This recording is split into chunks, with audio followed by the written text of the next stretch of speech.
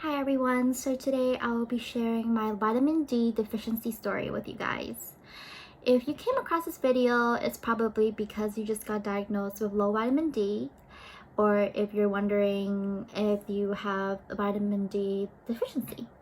So with that being said, I'll dive into my story and I'll share with you guys the symptoms that I had, what led up to a diagnosis, and what I'm doing next to combat that. So I believe I actually had vitamin D deficiency a while back already, because there was actually a lot of symptoms that I had like 2 or 3 years ago that didn't intensify till recently. And here are some of the symptoms that I just want to share with you guys. So the first symptom I had was fatigue. I was getting really tired during the day, even though I woke up late, or around 7 o'clock, 7:30 a.m. and I would get really tired in the middle of the day and I just wanted to take a nap.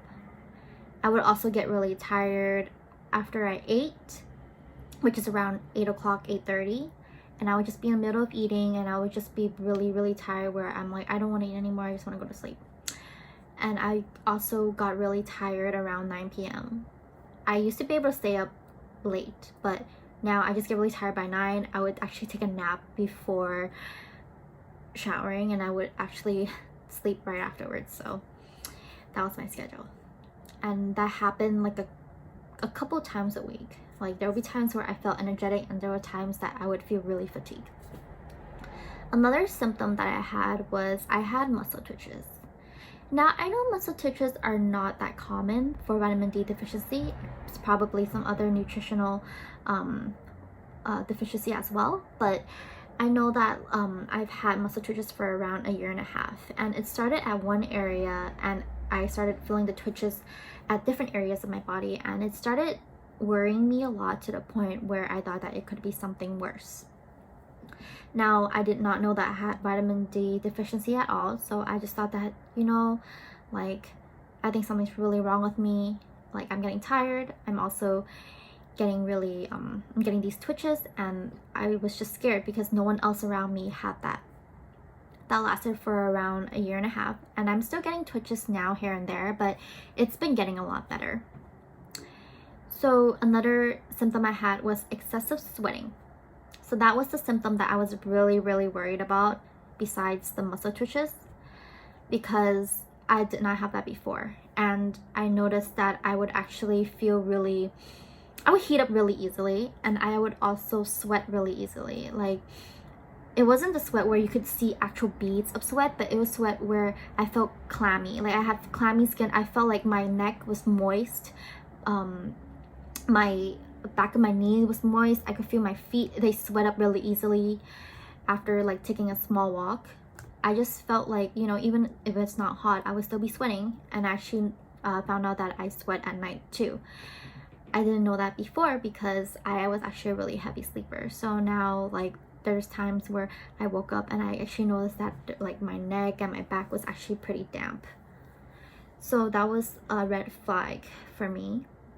And I was just really worried because I wasn't sure what it was. And as you guys know, if you guys have health anxiety, you guys would know that Google is not your best friend when it comes to diagnosing yourself. You should never self-diagnose yourself. And that's something that I was always doing, because I was just always self-diagnosing myself, and I was just always using Google, and it came back with really bad, you might have this disease or you might have that. And I've struggled with having that, and I was just panicking a lot that it could be something worse. So another symptom that I also had was I had tremors, and I felt a lot of brain fog. So with brain fog, I felt really unproductive. I felt like my head was just it just felt like a cotton all the time. It felt like I couldn't think fast. I also felt like I couldn't really explain myself really well when it comes to different situations. I just felt like, there was a blockage, like a writer's block, but it was just a blockage towards everything, where it took me a while to understand things, and I just felt really unproductive. And that was subtle. It was really subtle, and then I just noticed it building up. With the tremors, I started feeling like I had tremors when I was holding up my phone. I'll be holding up my phone and I would just feel a little bit like kind of like uneasy. I felt weak. And the last symptom that I had was muscle pain. So the muscle pain really scared me. I had really bad muscle pain for 3 months straight. It started with my wrist and then it shot up to my arms, and after a few days it went to my forelimbs, so my arms and my legs. My legs went all the way from the waist down to my calves. I was feeling a lot of nerve pain, and that was every day constantly, and I was not feeling any better from it. It was 3 months straight, and it felt like someone beat me up. It felt like someone just literally folded me in half and just tossed me around. It felt like I had a really tough workout and then I'm just like sore from it, but instead of feeling that like, you know, for 2 days, I felt that for 3 months straight. And I finally decided I need to go to the doctors to see what's wrong with me, because this is not right. I need to stop going to Google. I need to stop diagnosing myself. So I went to the primary physician and she ordered me blood work.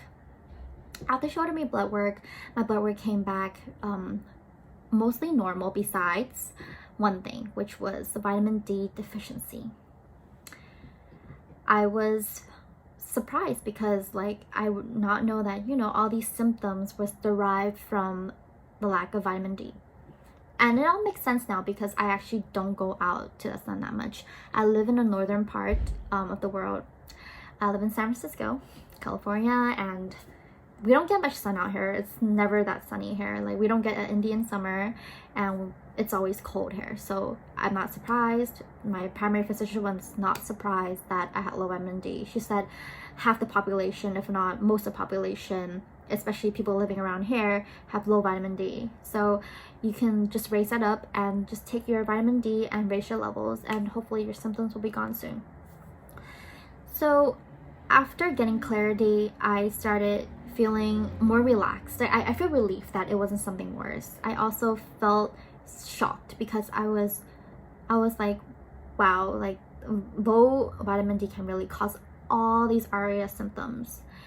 And I really wished I went earlier to get a blood work checked. That way I would have been able to find the issue and try to solve the issue ASAP. So what I'm doing now is I got prescribed 1,000 IUs, but I'm actually taking 5,000 IUs of vitamin D3.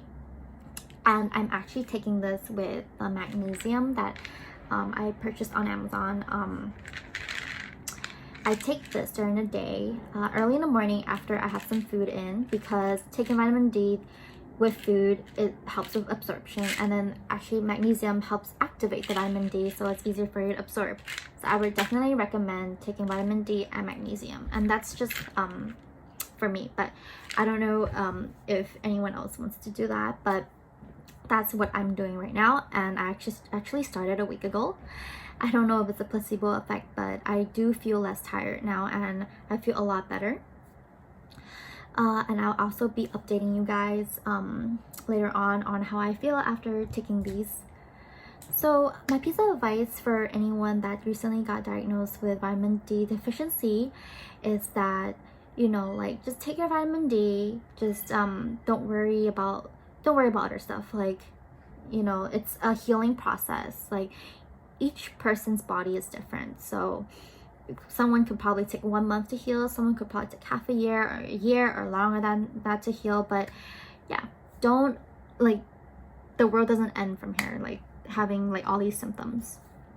And another piece of advice is for people that are actually not diagnosed with yet, or are dwelling on with their like health anxiety, is that, like, don't self-diagnose yourself. Just go to your doctor and get a blood work, and that's all you need. You shouldn't self-diagnose yourself. Don't scare yourself. Like, don't, like, Dr. Google is not doctor. So yeah, with that being said, thank you guys for watching, and I hope you guys enjoyed this video.